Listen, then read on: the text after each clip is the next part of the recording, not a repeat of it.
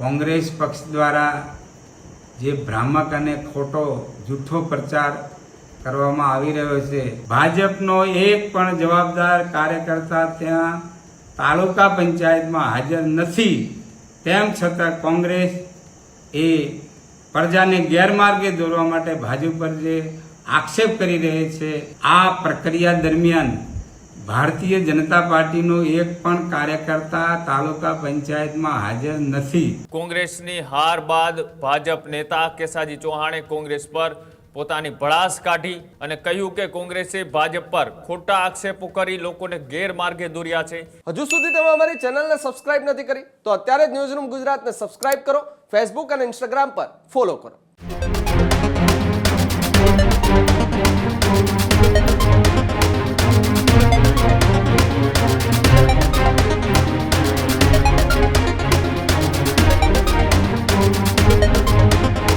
સમાચારોમાં આગળ વાત કરીએ બીજા મહત્વપૂર્ણ સમાચારની તો વાવ થરાદના દિયોદર તાલુકા પંચાયતની ચૂંટણીમાં ભારે ઘમાસાણ થયું હતું। ત્યારબાદ દિયોદર તાલુકા પંચાયતની ચૂંટણીમાં કોંગ્રેસની હાર બાદ ભાજપ નેતા કેસાજી ચૌહાણે કોંગ્રેસ પર પોતાની ભડાસ કાઢી અને કહ્યું કે કોંગ્રેસે પ્રાંત અધિકારી પર હુમલો કર્યો, કોંગ્રેસે કાયદો વ્યવસ્થા હાથમાં લીધી હતી અને સમગ્ર ઘટના દરમિયાન ભાજપના કાર્યકર્તા હાજર જ ન હતા।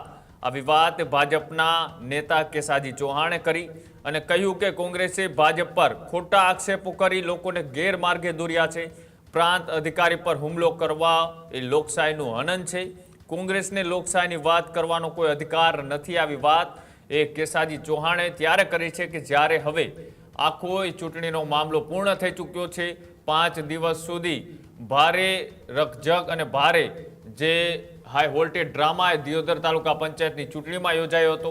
કોંગ્રેસની સ્પષ્ટ બહુમતી હોવા છતાં પણ ત્યાં પ્રાંત અધિકારીએ ચૂંટણી 5 દિવસ સુધી ન કરાવી શક્યા અને સાથે જ જ્યારે ચૂંટણી યોજાય ત્યારે પણ ભારે બબાલ સર્જાઈ હતી। પોલીસનો કાફલો પણ ઘટના સ્થળે તૈનાત રાખવો પડ્યો હતો અને અંતે તોડજોડની રાજનીતિમાં ભાજપ ક્યાંક નિષ્ફળ ગયું અને ત્યારબાદ કોંગ્રેસના એક મહિલા સદસ્ય કિંજલ ઠાકોર કે તેઓ એ અડગ રહ્યા હતા પ્રસૂતોની પીડા છતાં પણ તેઓ ત્યાં 3 વખતે ગૃહની અંદર ચૂંટણી સમયે હાજર રહ્યા હતા અને ત્યારબાદ હવે આખો ચૂંટણીનો મામલો શાંત પડી ચૂક્યો છે, કોંગ્રેસ ત્યાં સત્તામાં આવી ચૂક્યું છે અને ત્યારબાદ હવે કેસાજી ચૌહાણે આ સમગ્ર ઘટનાને લઈ કોંગ્રેસ ઉપર આક્ષેપ કરતા શું કહ્યું આવો તે પણ જોઈએ।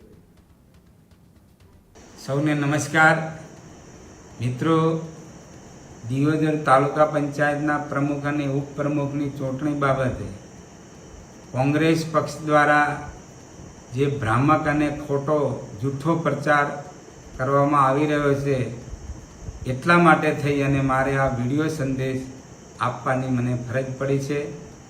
મિત્રો, આપ સૌ જાણો છો કે 25 મેના રોજ દિયોદર તાલુકા પંચાયતના પ્રમુખ અને ઉપપ્રમુખની ચૂંટણી માટે પ્રથમ સભા હતી। આ સભાના અધ્યક્ષી અધિકારી તરીકે દિયોદર પ્રાંત અધિકારીની નિમણૂક થયેલ હતી। દિયોદર તાલુકા પંચાયતના ચૂંટાયેલા તમામ સભ્યો અને અધ્યક્ષી અધિકારી દ્વારા આ આખી પ્રક્રિયા હાથ ધરાનાર હતી। આ પ્રક્રિયા દરમિયાન સભાની અંદર કોઈ અસાધારણ સંજોગો ઊભા થતાં અધ્યક્ષી અધિકારીને મળેલ સત્તાની રૂએ પોતે આ કાર્યવાહી 25ની જગ્યાએ 27મી તારીખે રાખવાનો નિર્ણય કર્યો અને આ સભાની કામગીરી પૂર્ણ કરેલ। ત્યાં કોંગ્રેસના જે કાર્યકર્તાઓ જે મિત્રો હાજર હતા, 27 તારીખે ચૂંટણી હતી જ અને એમની પાસે બહુમતી હતી એટલે 27મી આ કામગીરી થવાની જ હતી, પણ સત્તા માટે અધીરી બનેલી કોંગ્રેસે એ અધ્યક્ષી અધિકારી પ્રાંત અધિકારી ઉપર હિંસક હુમલો કર્યો, કાયદો અને વ્યવસ્થા હાથમાં લીધી અને ભયનું વાતાવરણ ઊભું કરવા માટેનો પ્રયત્ન કર્યો।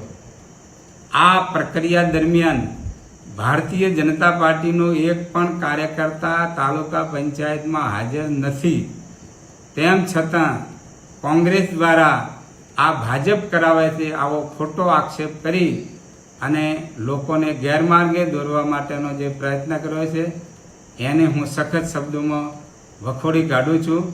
મિત્રો, કોઈ પણ અધિકારી પર એમાં પ્રાંત અધિકારી પર હિંસક હુમલો કરવો આ લોકશાહીનું હનન છે. લોકશાહીનું હનન કરનાર કોંગ્રેસ એ ભારતીય જનતા પાર્ટી ઉપર આક્ષેપ કરે છે. કોંગ્રેસનો ભૂતકાળ તમે તપાસશો તો 1975ની અંદર સમગ્ર દેશને પર કટોકટી લાદનાર આ કોંગ્રેસને લોકશાહીની વાત કરવાનો કોઈ અધિકાર નથી. 25 તારીખ, 27 તારીખ અને 30 આ ત્રણેય દિવસોની આ પ્રક્રિયા દરમિયાન ભારતીય જનતા પાર્ટીના ચૂંટાયેલા ડેલિગેટ અને એમના સંબંધીઓ સિવાય ભાજપનો એક પણ જવાબદાર કાર્યકર્તા ત્યાં તાલુકા પંચાયતમાં હાજર નથી. તેમ છતાં કોંગ્રેસ એ પ્રજાને ગેરમાર્ગે દોરવા માટે ભાજપ પર જે આક્ષેપ કરી રહી છે એને હું સખત શબ્દોમાં વખોડી કાઢું છું. મિત્રો, બીજો જે ભ્રામક પ્રચાર ચાલી રહ્યો છે બહેનોની પ્રેગ્નન્સી બાબતે, તાલુકા પંચાયતમાં ચૂંટાયેલી મહિલા બહેનોમાં એક નહીં 3 બહેનો પ્રેગ્નન્સીનો પિરિયડ ધરાવે છે અને એ માત્ર ઠાકોર સમાજની નથી, એમાં એક બ્રાહ્મણ સમાજની પણ બહેનનો સમાવેશ થાય છે. આ વાત એ તંત્ર જાણતું હતું એટલે એમણે આ સમય દરમિયાન આ બાબતે કોઈને તકલીફ ના પડે એ માટે પૂરતી વ્યવસ્થા કરી હતી કે ડૉક્ટરોની ટીમ તૈયાર હતી. આરોગ્ય કર્મચારીઓ, મહિલા આરોગ્ય કર્મચારી, એસી રૂમ, પછી ખાટલા, નાળિયેરનું પાણી, ફ્રૂટ અને જમવાની સંપૂર્ણ વ્યવસ્થા એ તંત્ર દ્વારા કરવામાં આવી હતી. તેમ છતાં ઠાકોર સમાજ એ ભોળો સમાજ છે. આ ભોળા સમાજની લાગણી ઉશ્કેરી અને સમાજમાં ભાગલો પડે અને આ સમાજ એ ભાજપથી વિમુખ થાય એના માટે કોંગ્રેસ દ્વારા જે હીન પ્રયત્ન કરવામાં આવેલો છે, રાજકીય લાભ ખાટવા માટે થઈ અને આ જે પ્રયત્ન કરવામાં આવેલ છે એને પણ હું સખત શબ્દોમાં વખોડી કાઢું છું. અને આપ સૌને બે હાથ જોડીને વિનંતી કરું છું કે આપણું લક્ષ્ય કે વિકસિત ભારત, આપણું લક્ષ્ય વિકસિત ગુજરાત, આપણું લક્ષ્ય વિકસિત દિયોદર વિસ્તાર, વિકસિત થરાદ વાવ જિલ્લો. આ લક્ષ્યને હાંસલ કરવા માટે થઈ અને આપણે આ કોંગ્રેસની કોઈ ભ્રામક વાતોમાં ફસાયા સિવાય આપણે આપણું લક્ષ્ય હાંસલ કરવા માટે સૌ વિકાસના કાર્યની અંદર જોડાઈ જઈએ એવી આપ સૌને મારી વિનંતી છે. સૌનો આભાર. ભારત માતા કી જય. હજુ સુધી તમે અમારી ચેનલને સબસ્ક્રાઇબ નથી કરી તો અત્યારે જ ન્યૂઝરૂમ ગુજરાતને સબસ્ક્રાઇબ કરો, ફેસબુક અને ઇન્સ્ટાગ્રામ પર ફોલો કરો.